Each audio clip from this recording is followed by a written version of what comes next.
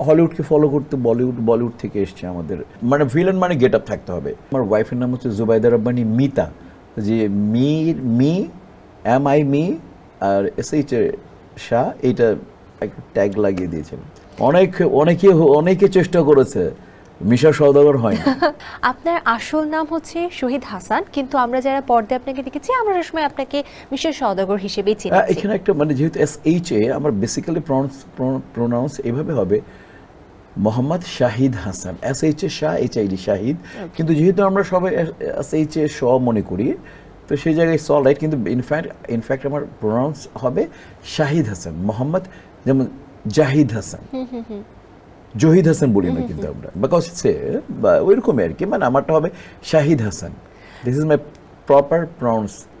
ওকে, so যেহেতু আমরা জানি আপনার নাম হচ্ছে অরিজিনাল নাম শাহিদ হাসান, কিন্তু পর্দার জন্য আমরা সবসময় আপনাকে মিশা সওদাগর হিসেবে দেখছি, তো নাম পরিবর্তনের এই পেছনের রহস্যটা কি? নিশ্চয়ই একটা গল্প রয়েছে, রহস্য আছে। এইটা অনেকে জানে সবাই। ওই যে আমি আসলে প্রেম করার সময় যখন প্রেম করতাম তখন তো রোমান্টিক ছিলাম, তো ওই যে শাহিদের শাহ, আর বললাম না আমার ওয়াইফের নাম হচ্ছে জুবাইদা রব্বানী মিতা, যে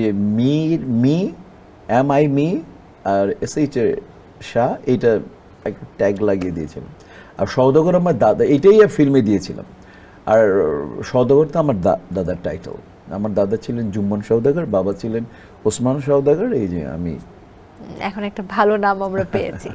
আসলে আমরা তো এখন বিভিন্ন দেশের কন্টেন্টগুলোই দেখতে পারি, তো দেখেছি যে বিদেশে এরকম অনেক সিনেমা বা নাটকে ভিলেন যখন দেখানো হয় খুব সাবলীল ভাবেই রাখা হয়, কিন্তু আমাদের দেশে আসলেই ভিলেনের চুল লাল হবে, একটু ডিফারেন্ট লুক হবে, একটু ড্রেসটা অন্যরকম হবে।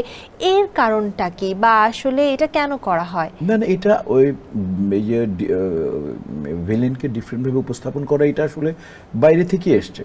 এটা হলিউড ফলো করেছে বলিউডকে, বলিউডকে আমরা করতাম। আমি যদি বলি উইথ অনার, এরকম যত বড় বড় ত্রিদেব, তারপর হচ্ছে অমরেশ পুরী বলি, আমজাদ খান বলি, রঞ্জিত বলি, তারপর শক্তি কাপুর বলি, এরা যথেষ্ট কালারফুল ড্রেস, শেষ পর্যন্ত গুলশান গ্রোভার বলি, এরা যথেষ্ট কালারফুল ড্রেস পরে আসতেন।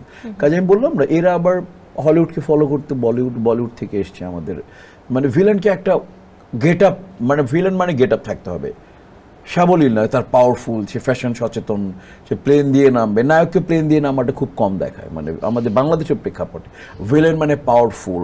জেমস বন্ডের ছবি তো ভিলেন পাওয়ারফুল থাকে, তো ওই জায়গা থেকে আসলে এটা আসা, মানে ভিলেনকে একটা ক্যারেক্টার দাও যাতে ভিলেনকে মানুষ তাকায় থাকে, আরে গেট আপটা এরকম, তার কথা বলে স্টাইলটা নর্মাল হবে না। নর্মাল বললে তো হ্যাঁ কিছু খাবেন তুমি আমার সাথে, তাহলে এটা ভিলেন হলো না।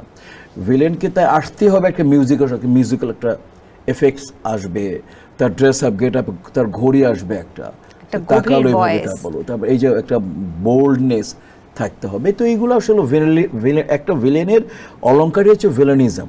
নর্মাল অ্যাক্টর ভিলেন মানে একদিন আমি বললাম একটু আগে যে ভিলেনিজম আলাদা।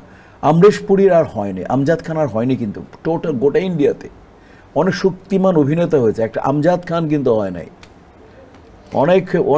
অনেকে চেষ্টা করেছে, মিশা সওদাগর হয় না। একদমই তাই।